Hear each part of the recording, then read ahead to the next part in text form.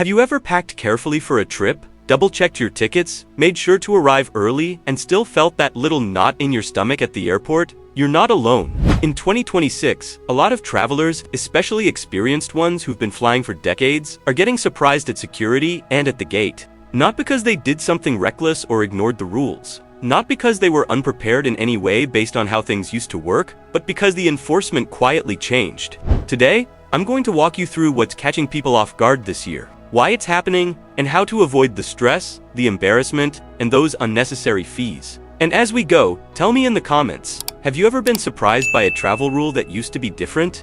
Because I can tell you, the responses I get to that question are always eye-opening. Let's start with something that feels almost unfair. For years, many airlines operated with a certain amount of flexibility built into the system. If your bag was slightly over full, if your personal item was a bit generous, if your battery pack label was faded or hard to read, they let it go. There was a human making a judgment call, and that human often gave you the benefit of the doubt, but not anymore. Digital scanners, tighter policies, stricter staff guidance, and real financial pressure on airlines to minimize liability mean those same small things are suddenly being flagged without hesitation. And that's where people are getting caught. Not by doing something new, by doing exactly what they've always done and discovering that the tolerance for it has disappeared. The first issue I've seen more and more involves so-called smart luggage. If you bought a suitcase with a built-in battery pack to charge your phone on the go, here's what matters now. That battery must come out easily by hand without any tools. No tiny screwdrivers, no unzipping of hidden linings, no sequence of steps that requires reading a manual. If a security officer asks you to remove the battery, you need to be able to do it right there in 30 seconds or less. Security officers are asking travelers to physically demonstrate this removal on the spot, with a queue of people waiting behind them. If it can't come out quickly and cleanly, the bag doesn't fly, not in the overhead bin, and not even as checked luggage. The battery makes it a restricted item either way, if it can't be separated. Many people bought these bags years ago when they were marketed as the future of travel. They've flown with them dozens of times without a single issue, but now they're being stopped. If you own one, the time to test it is before you leave for the airport. Practice the removal at home, time yourself, and if it takes more than half a minute, or if it requires anything other than your hands, it's time to consider a different bag before your next trip. To make it easier for you guys, I've added links in the pinned comment for both carry-on and checked luggage bags that work with these new travel rules. And while we're talking about batteries, here's something that surprises a lot of people who don't think of themselves as carrying electronics. Any device with a lithium battery must go in your carry-on. Not your checked bag, not tucked into a corner of your suitcase, in your carry-on, where it can be accessed and where any issue can be addressed in the cabin. That includes the obvious things, laptops, tablets, cameras, but it also includes items people don't always think of as electronics. Electric toothbrushes, power banks, rechargeable razors, certain hairstyling tools, wireless earbuds, and even some heated clothing items designed for cold weather travel. If one of those ends up in your checked luggage, your bag can be pulled off the plane. Even after you've boarded and settled into your seat, I've seen passengers paged back to security because a rechargeable toothbrush was discovered during screening. That's an uncomfortable walk back through the jetway in front of everyone, and it delays the entire flight. It's not about the value of the item, it's not about whether you think it's dangerous, it's about fire safety in cargo holds, where a battery issue cannot be addressed mid-flight the way it can in a cabin. The rule exists for a real reason, and airlines are enforcing it without exceptions. Before your next trip, go through your suitcase with one specific question in mind. Is anything in here rechargeable? If the answer is yes, move it to your carry-on. Make it a habit before every single trip. Now, here's a smaller detail that's causing bigger headaches than you'd expect. Portable chargers. Your power bank must clearly show its watt-hour rating on the device itself, printed on the label, readable without magnification, intact and not scratched away. If the label is worn off, too small to read after years of use, or damaged in any way, security may confiscate it. They cannot rely on guesses. They cannot verify capacity from a photo on your phone. They cannot take your word for it. If the number isn't visible on the device becomes a problem. Most standard phone chargers that came with devices or were purchased in the last few years are fine, but older high-capacity battery packs, the kind people bought years ago to charge multiple devices or to power laptops on long trips, are the ones causing delays. They're often larger, older, and the labels have taken more wear over time. If you have an older charger, take a look at it today. Can you clearly read the watt-hour specification? Is the label fully intact? If not, replacing it before your next trip costs you far less than losing it at security. And if you're buying a new one, choose a model where the specifications are printed in large, clear text that won't fade. Now, let's talk about something that costs real money. The Real ID requirement is no longer theoretical. It has been phased in, and it applies to domestic air travel in the United States. If your driver's license doesn't have that small gold or black star in the upper corner, you may face additional screening steps, longer processing times, and a significantly more stressful security experience than you're used to. The confusion around this has caught many experienced travelers off guard, because for years it felt like a requirement that was always coming soon. People kept hearing about it and kept postponing it because nothing seemed to change at the airport. Now things have changed, and showing up with a non-compliant ID creates delays you simply don't need before a flight. If you're unsure whether your current license qualifies, check before your next trip. Not the night before, not the morning of. Check this week. Most state DMV websites have a simple page that explains whether your license is compliant and what steps to take if it isn't.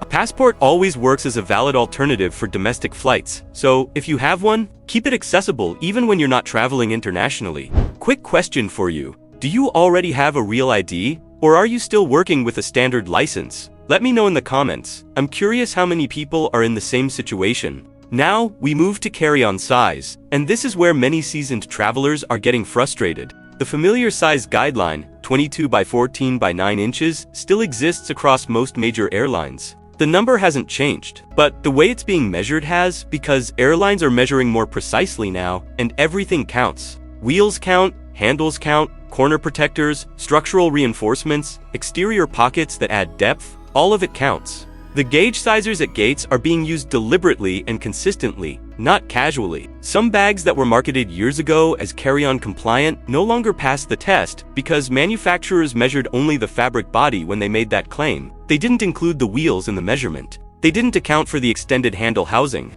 The bag was technically misrepresented, and now travelers who trusted that label are being caught at the gate. If your bag is close to the limit when it's completely empty, it is a risk when it's packed. The fabric compresses under weight. Zippers add small amounts of depth. A bag that barely passes when it's empty will often fail when it's completely full. Here's what I recommend. Measure your suitcase at home, including every protrusion, wheels, handles, all of it. Pack it fully the way you would for an actual trip, then try sliding it into the tightest space you can find. A closet, under a table, anywhere that mimics the overhead bin. If it requires force, it will require force at the gate. And that's the moment when a fee gets added to your trip. But even if your bag passes the dimension test, weight is becoming the next hurdle.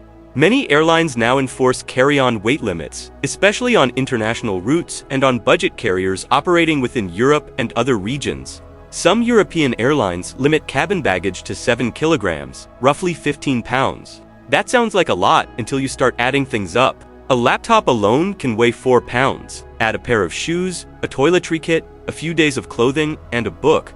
And you're at or past the limit before you've packed everything you intended to bring. The safest strategy is not to pack to the limit. Pack under it. Leave yourself a buffer, because weight limits are measured on a scale at the gate, not estimated, and the fee for exceeding them is often higher than you'd expect. I personally follow what I call the 3 times rule. If I won't use an item at least 3 times during the trip, it doesn't go in the bag. Not maybe once, not just in case, 3 times minimum. That single habit has done more to keep my packing manageable than any other tip I've tried. It forces you to be honest with yourself about what you actually need versus what you're bringing, because it makes you feel prepared. Have you ever packed something just in case and never once touched it during the trip? Most of us have, probably more than once. Now let's talk about personal items, because this is an area where the line between clever packing and a policy violation has gotten thinner. Airlines are stricter about how many separate items you carry onto the plane. It used to be common practice to carry a purse, a laptop bag, a shopping bag from the terminal, and maybe a jacket draped over one arm, and no one said anything. Now those same items can get you stopped. A purse plus a laptop sleeve plus a shopping bag can count as 3 separate items, even if each one is small and lightweight. It's not about size in this case, it's about count before you reach the gate. Consolidate everything into 2 items total. 1 carry-on bag, 1 personal item. That's the standard allowance for most airlines. Tuck small bags inside larger ones. Move your shopping bag purchase into your personal item. Wear your jacket instead of carrying it separately. Carry your book in your bag rather than under your arm. These adjustments take 30 seconds and can prevent a time-consuming conversation at the boarding door. It may feel excessive as you're doing it, but it's far better than repacking everything in front of a full boarding line while people wait. Liquids are another area where confusion is happening, partly because the rules aren't uniform across airports anymore. Some airports have upgraded to advanced scanning technology that allows liquids to stay inside your bag during screening.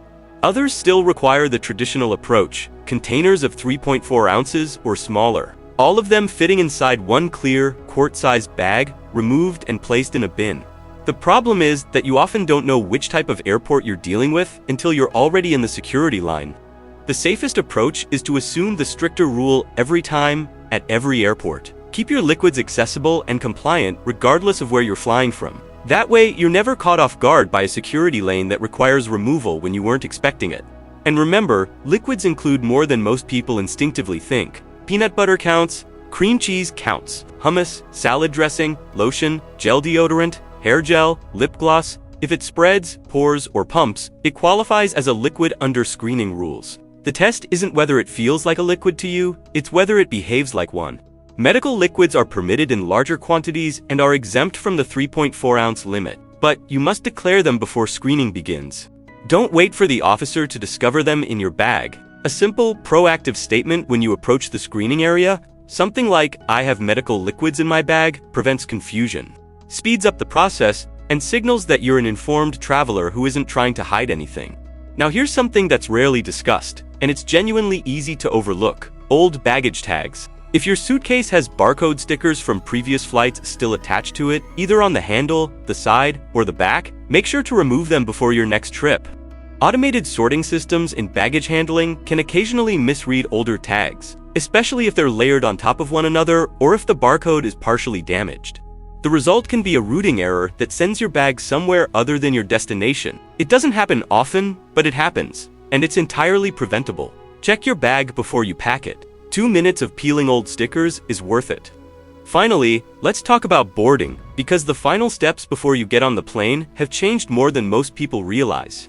Overhead bin space is not guaranteed, and it's not distributed evenly across boarding groups. If you're in a basic economy fare or a later boarding group, the bins near your seat may be full by the time you walk down the aisle, waiting too long to line up when your group is called, or stepping away for a snack when boarding begins. Can mean forced gate checking of a bag that was perfectly compliant simply because there's no room left. Be ready and in the boarding area when your group is called. Not finishing a coffee? Not one more scroll through your phone?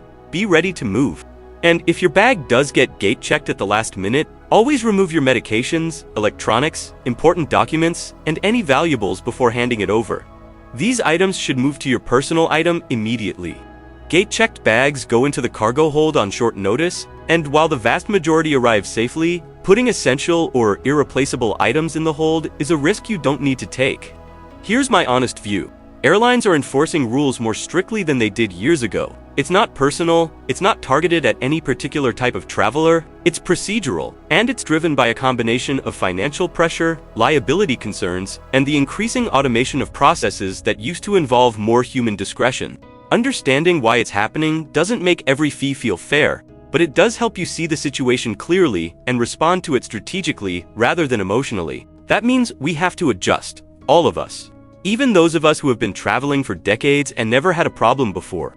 Pack lighter than you think you need to. Choose bags that clearly comply rather than barely comply. There's a real difference between a bag that passes icily and one that passes by a quarter inch. Keep rechargeable items in your carry-on without exception. Measure before you leave home, not at the gate. Check your ID status and any destination-specific requirements well ahead of departure. Handle documents, authorizations, and app setup days before you travel, not the morning of. When you do all of that, something changes. You walk into the airport calm, not because nothing could go wrong, but because you've already addressed the things that most commonly do.